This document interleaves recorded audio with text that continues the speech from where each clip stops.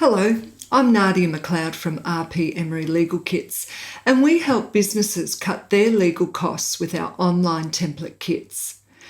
Many employers choose to engage an employee as a contractor to save the additional costs that can come with hiring permanent or casual staff. But is it really their choice?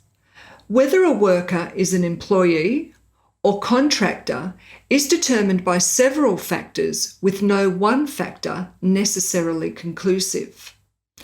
As the employer, it's your obligation to examine all the facts in each case, including the terms of your contract with your worker, which should show the intent of both parties. A key factor in deciding if a worker is an employee is the degree of control that can be exercised over the worker. If you have the right to direct how, when, where, or who is to perform the work, the worker is likely to be an employee.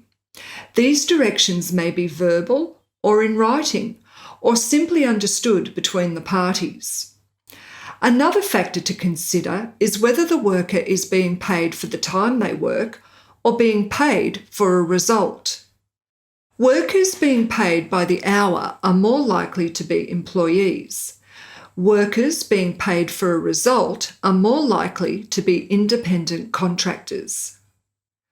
The Australian Taxation Office provides an employee contractor decision tool that you can use to help you decide.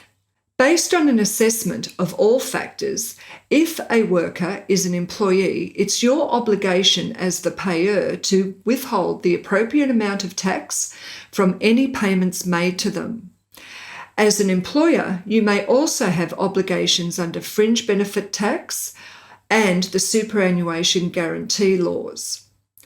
Once you've made the decision about your new staff member, it's vital to provide them with a written contract that outlines the terms of their employment. RP Emery provide up-to-date employment agreements for all types of employer-employee relationships and independent contractor agreements. To view these contract kits, visit rpemery.com.au or follow the links below.